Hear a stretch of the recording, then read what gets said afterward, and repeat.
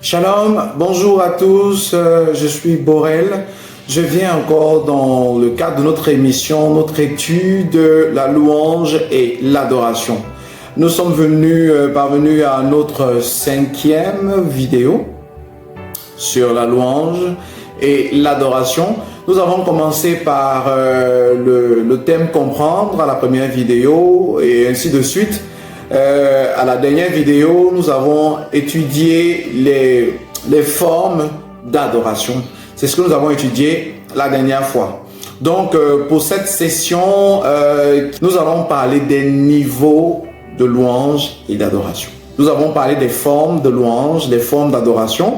Aujourd'hui, nous parlons des niveaux de louange et d'adoration. Vous allez voir que la louange et l'adoration, cette fois-ci, ce n'est plus dans le cadre de le mode de vie. Non, on a traversé ce niveau.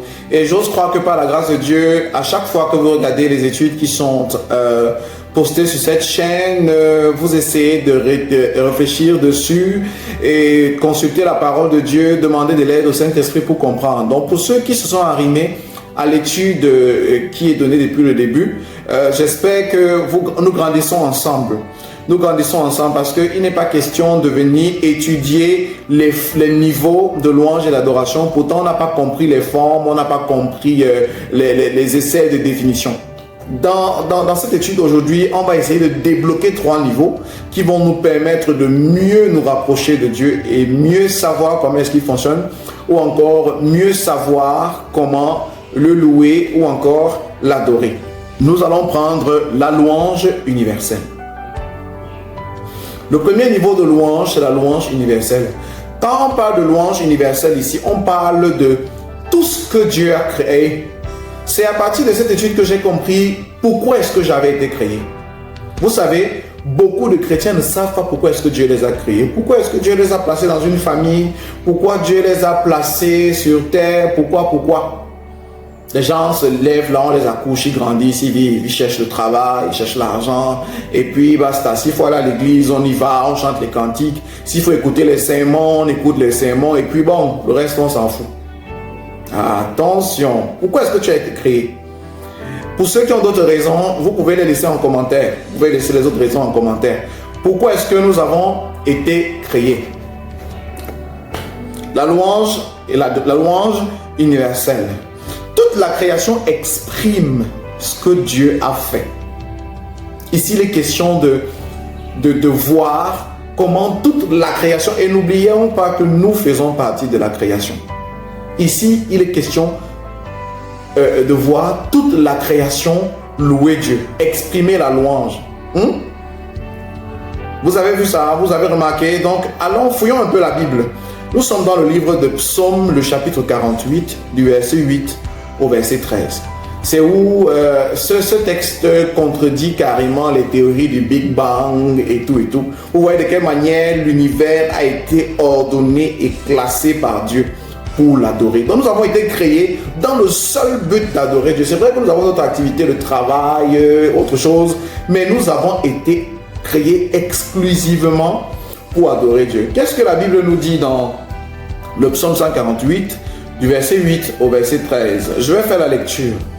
Il est écrit: feu et grêle, neige et brouillard, vent impétueux, qui exécutait ses ordres.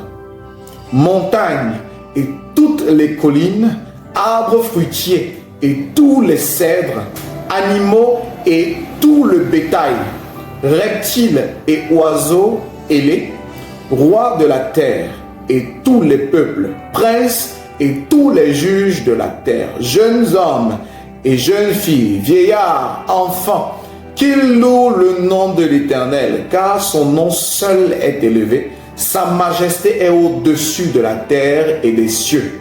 Il a relevé la force de son peuple, sujet de louange pour tous ses fidèles, pour les enfants d'Israël, du peuple qui est près de lui.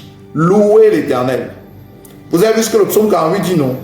Ici, là, la parole nous détaille même. On aurait dit, ok, tout l'univers, toute la création, les gens auraient limité cela aux êtres humains.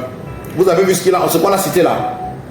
On a cité jeune fille, jeune garçon, feu, grêle, neige, brouillard, vent impétueux, tout le monde, montagne, collines, arbres fruitiers, tous les cèdres, tout le bétail, que tout le monde loue l'Éternel. Vous voyez, c'est comme un ingénieur qui décide de fabriquer des objets qui vont être à son service. Je ne veux pas nous réduire au niveau des objets, mais je voudrais qu'on puisse comprendre le sens. Nous avons été créés pour adorer. Ici, les questions de premier niveau, là, c'est tout le monde qui loue. On est tous confondus et on se met à louer l'Éternel. Maintenant, pensons à cette autre dimension, qui est la louange des rachetés. Qui est le racheté? Qui est le racheté? C'est celui qui entre dans le sacrifice de Jésus à la croix. C'est celui-là qui est le racheté. Quand on est racheté, quand on est parmi les rachetés, comme nous a dit Jean chapitre 4 du verset 23-24, quand on se retrouve là parmi ces adorateurs qui adorent Dieu en esprit et en vérité, c'est quoi notre caractéristique? On devient quoi? Il est question ici de ceux qui ont rencontré le Seigneur et peuvent le louer à une dimension outre. Là, parce qu'ils le connaissent et ont de nouvelles raisons de le louer. Tu as rencontré Jésus, il est mort à la croix pour toi. Dieu te donne de nouvelles raisons de le louer. De nouvelles raisons de le louer. Ici, il n'est plus question de... Il n'est plus question de... de dire, oh Seigneur, je te dis merci pour la nourriture. Je te dis merci pour le souffle de vie. Il t'a donné le souffle de vie à la croix. C'est une grâce. Mais ici, il est question de le louer pour d'autres raisons. Par exemple, on le loue pour le nom de Jésus. Seigneur, je te loue pour le nom de Jésus. Beaucoup de personnes négligent le nom de Jésus, le nom de Jésus-Christ. Vous ne connaissez pas la puissance que détient ce nom. Quand vous parcourez la Bible et vous étudiez le nom de Jésus, c'est un nom qui a été élevé au-dessus de tout. Le nom qui fait trembler le monde des ténèbres. Pour les adorateurs. Vous faites trembler le monde des ténèbres. Beaucoup utilisent des objets, des épées. Vous voyez dans les églises aujourd'hui, on utilise des épées, on utilise l'eau. On dit, oh, le feu du Saint-Esprit, le feu du Saint-Esprit. Là, ce n'est pas biblique. L'outil incontesté, l'outil, comment je vais dire, absolu utilisé dans le combat spirituel, c'est le nom de Jésus. La Bible nous a jamais demandé d'aller combattre avec les épées, combattre par le feu, combattre par ceci, non, par le vent. Vous voyez souvent dans les églises, oh, recevez le vent de la guérison. Ce n'est pas biblique. La seule chose que Dieu nous a donnée dans la parole pour la louange et l'adoration et qui nous donne cette puissance-là, c'est le nom de Jésus. Vous voyez les textes apparaître à l'écran qui confirment ce que je suis en train de dire.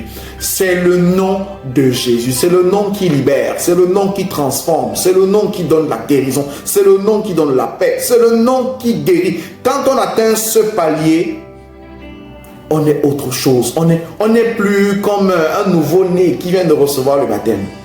Quand on goûte le Seigneur. Maintenant, le troisième palier, c'est le palier des bien-aimés. Pour la dernière caractéristique pour cette session, c'est le palier des bien-aimés. Ceux qui ont, dans les années 2006, 2007, 2008, 2009, il y a une chanson congolaise qui a beaucoup bougé, Chilo. Composé par le feu pasteur Alain Mouloto. Les gens disent toujours au palais des bien-aimés. Non, c'est au palier des bien-aimés où ta grâce me fait régner. Je me réjouis de partager et d'aimer. Je vous donne une citation aujourd'hui. Quelqu'un avait dit une citation, j'étais resté là, c'était pas moi qui s'adressait, mais quand je l'ai écouté parler, Cette citation m'a fendu le cœur. Il a dit, si tu aimes les choses, alors tu vas utiliser les gens. Mais si tu aimes les gens, tu vas utiliser les choses. Le palier des bien-aimés, regardez bien les textes qui apparaissent à l'écran. Au palier des bien-aimés, il n'est plus question de dire que Seigneur, je t'aime. Non, il n'est plus question de ça. Il n'est plus question de dire que Seigneur, merci pour le don de la vie. Nous sommes au troisième palier. On a dépassé le palier On n'est plus au palier de la louange des rachetés. Nous ne sommes plus à ce palier. Nous sommes maintenant au palier, avec le palier des rachetés, on avait de nouvelles raisons de louer. Mais ici, nous sommes au palier des bien-aimés. Le palier des bien-aimés, c'est quoi? C'est lorsque dans l'adoration, on a atteint un niveau où on commence à réellement manifester le caractère de Dieu. On commence à manifester les caractéristiques de Dieu.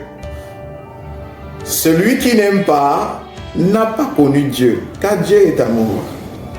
Si vous commencez à comprendre ce verset où vous voyez dans le monde, il y a l'offense, ça vous dérange. Vous voyez, les gens sont autour de vous, ils abusent de vous, ils vous dérangent, ils vous manquent de respect, ils continuent, ils vous humilient, ils vous insultent, ils vous dérangent, mais vous continuez de les aimer. Ce n'est pas donné à tout le monde. Si vous n'avez pas encore travaillé, suivi le cheminement de la louange et l'adoration, suivant par exemple le canevas que je vous donne depuis le début de cette étude, vous ne pourrez pas aimer. Vous voyez des chrétiens qui disent la tête de celui-ci ne me plaît pas. La tête de celui-ci m'énerve, vous ne pouvez pas savoir. Sa tête m'énerve. Ah, on n'a pas encore atteint le niveau le palier des bien-aimés. Le palier des bien-aimés nous permet de commencer à manifester les caractéristiques de Dieu. Et la première caractéristique de Dieu, c'est l'amour. C'est l'amour. On manifeste les caractéristiques de Dieu. C'est pourquoi vous allez voir dans le psaume 86, Dieu dit vous êtes des dieux. La parole dit que vous êtes des dieux. Être des dieux, quand Dieu dit faisons l'homme à notre image, à notre ressemblance, c'était pour toutes ces choses, y compris la caractéristique de Dieu. Est-ce que tu aimes? Est-ce que les têtes des gens t'énervent? Alors, est-ce que tu vas être un bon adorateur? La question qu'il faut se poser à la fin de cette étude, c'est est-ce que nous manifestons la caractéristique qui est l'amour? Est-ce que nous parvenons à aimer? C'est ça l'adoration. Lorsque nous sommes dans une vie d'adoration, on atteint ce palier. Si tu n'as pas atteint ce palier, mon frère, il est temps de revenir et de chercher Jésus. Il est temps de revenir et de chercher Jésus. Car en lui se trouve la vie, la grâce, la paix, la joie. Reviens, cherche-le de toutes tes forces. Tu verras comment son amour va se manifester en toi. Et tu pourras toi-même produire cet amour. Je te donne rendez-vous pour la session numéro 6, pour la vidéo numéro 6. Que Dieu te bénisse. Partage, et surtout n'oublie pas de t'abonner. Que Dieu te bénisse.